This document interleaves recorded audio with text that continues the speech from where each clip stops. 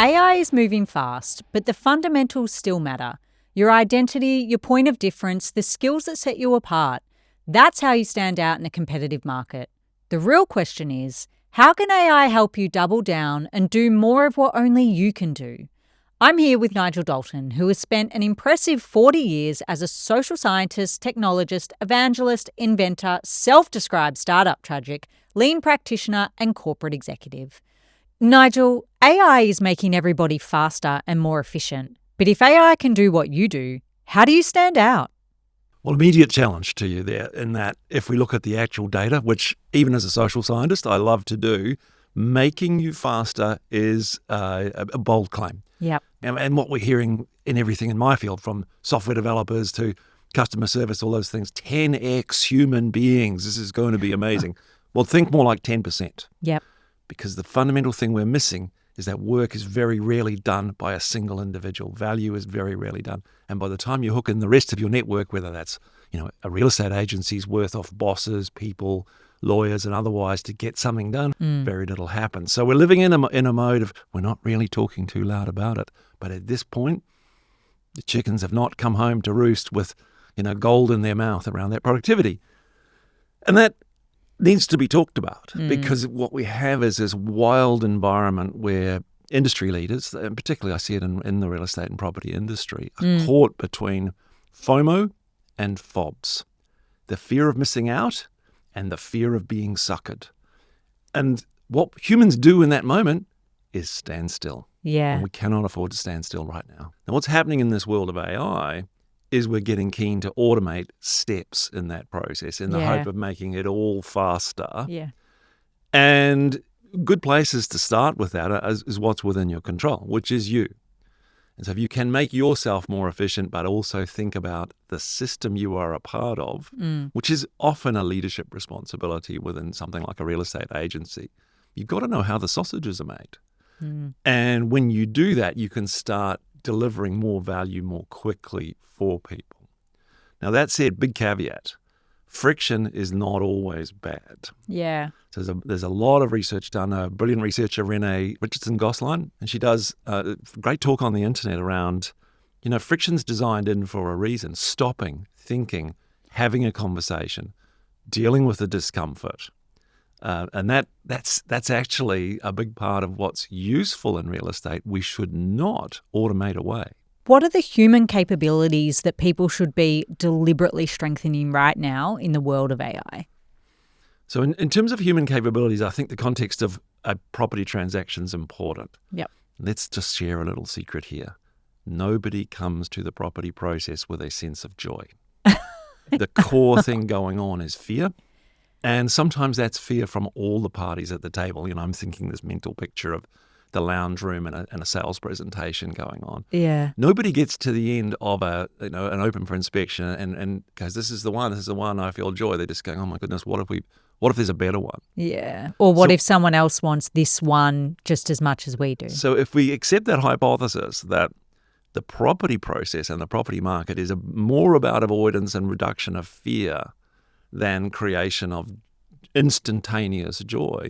Reduction in fear can be done through tools and AI and transparency and data and those kind of things, but it'll never go away. Now, what's another profession that is specialist in the reduction of your fear?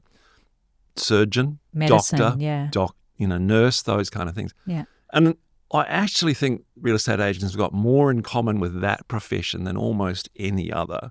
And you look at the skills that, your nurse practitioner at your GP or, say you're having surgery of some kind, you look at the skills and process they use to reduce your fear. It's happening. Yeah. Incredible human skills and patterns of speech and laying out facts and having an honest conversation with you. The truth is, you're not going in to have heart surgery and thinking that there'll be joy at the end of it. Yeah. If you can do it with less fear because of that transparency, that's incredibly important. So I look at the way doctors use AI today. Yeah. So the way doctors use AI is around, they take notes. I don't know if you've been to your GP lately, but they're speaking to the computer. Yeah, and they're saving about 3 minutes a visit. that 3 minutes they're not going to shove through another patient in that 3 minutes. Yeah. They're going to invest that in you. Nigel, explain that to me a little bit more about the whole doctor saving 3 minutes, investing the time into their patients. How does that then translate into a real estate agent and property transactions? 2 ways. Number one, time is a precious commodity. Yeah. And GPs know this. They're time boxed to a 10-minute appointment. You've got a little bit more time in a lounge room doing a presentation, but you need to respect that person's time. Yeah. You're walking into exactly the same psychological situation. Someone who's actually got more fear than they have any kind of more positive emotion about vulnerability that they're going to have. And you've got their biggest asset in life at stake in the next 7 minutes. I love the way doctors have built the bonus of a tool, which is taking a dictation. And so you might actually just say, hey, can we record this meeting?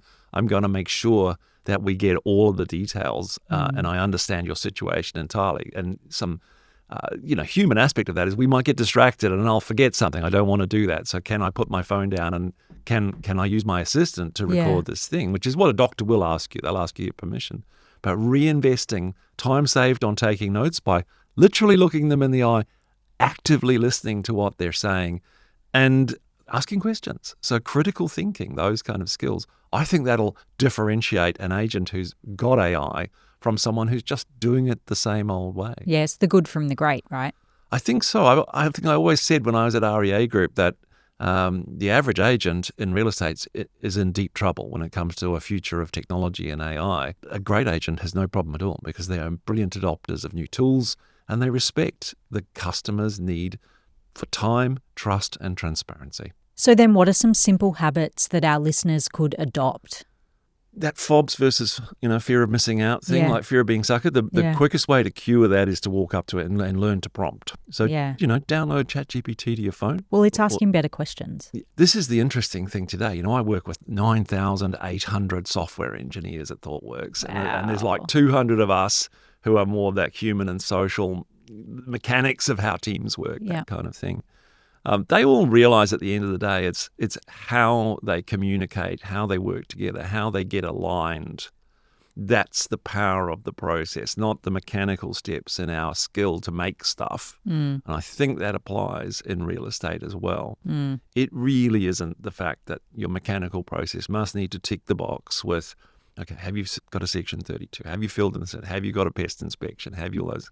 Do you know what? There are mechanical aspects to it. Yeah. Get those and get your approach to those really efficient and invest that, like the doctor's extra 3 minutes, invest that in the relationship. All right. So I think that's great advice. But how should people then practically use AI to accelerate themselves and their value as opposed to, I guess, AI starting to replace that value?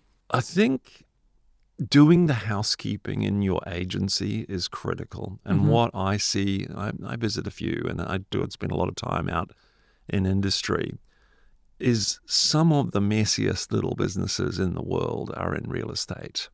And the people who are getting ahead right now are the people who've done the housekeeping and cleaned up the CRM. So many successful agencies are the combination of three others. Someone retired, they bought their agency. They've still got 3 CRMs. The agencies, it's sounding to me, who are process-driven are the ones succeeding. And that's the systems thinking aspect that becomes incredibly useful. You do have to see it as a process whilst at the same time.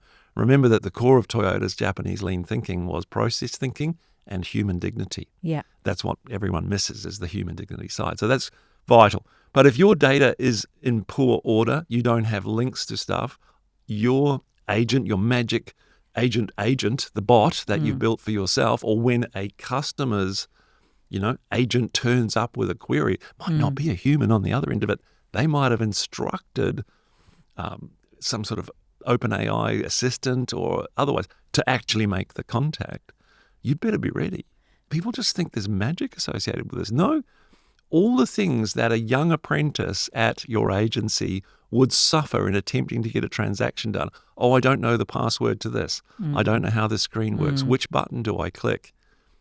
AI automation suffers from the same dilemmas. And so the people who are winning today are the people who've had, system and process kings and queens in their business to think that through. And let's face it, that's not everybody's kind of cup of tea.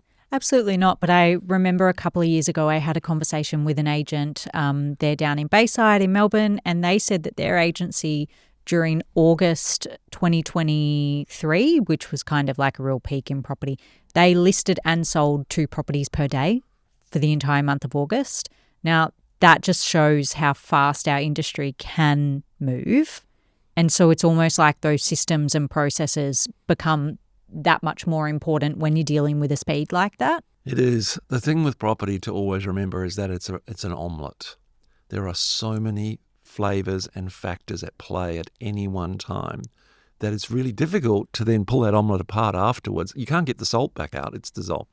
So the real estate market is an omelette. So we've got all the things going on. We've got 2 more interest rates coming according to today's news. Yeah. Well, that's contextual information. That's incredibly important. Yeah. And that is going to affect who turns up this Saturday. We have to accept there's a certain amount of luck, being the right agent at the right place at the right time. With the right buyer. And I'd point people to read a book by Annie Duke called Thinking in Bets, which is around, incredible combination, world champion poker player and PhD level management teacher in the United States. How do you combine those two? It's about coping with luck and making your own luck through systems and understanding how to reset when things go wrong. That is that those system lessons can be brought across to real estate to navigate the next period of time. And some of it is like she is a bit of a human computer. She is a bit of an AI. She can count cards, those kind of things. So she's got that combination in her omelette of the mechanical and the human and the psychological of looking the other players in the eye and figuring out what the context is. These are all skills the modern agent needs. If there's one thing that our listeners or our viewers, if they're watching the video, should take away from this episode in the era of AI, the acceleration, the human side of it, what do you want it to be? Well, it's number one, start with how your work works. Yep. If you don't know that and you just go adding automations to it, it could quickly accelerate you down the wrong road, spending a lot of money. So I would challenge every person listening or watching this podcast to do one thing, and that is research. Go and learn to prompt. Go and use some of these fancy tools where you can analyze the campaign that you're planning to do within your community. Get your data in order. Review your pitches. Ask the creative thinking around, hey, I'm thinking this is my script for my pitch. What do you think? Yeah. Pretty much all of the large language models will give you some interesting feedback on that. And really lean into how can you fix the trust problem that exists with technology when in this world, technology more often than not destroys trust than adds to it. What I've learned from this conversation is that AI is helpful, but it's certainly not replacing that human element, and it's almost doubling down on those human skills that you have that are going to make your interaction with AI and make your processes and systems all the more, efficient, better and successful. So thanks so much for coming on the show, Nigel. I really appreciate it. Thanks for having me.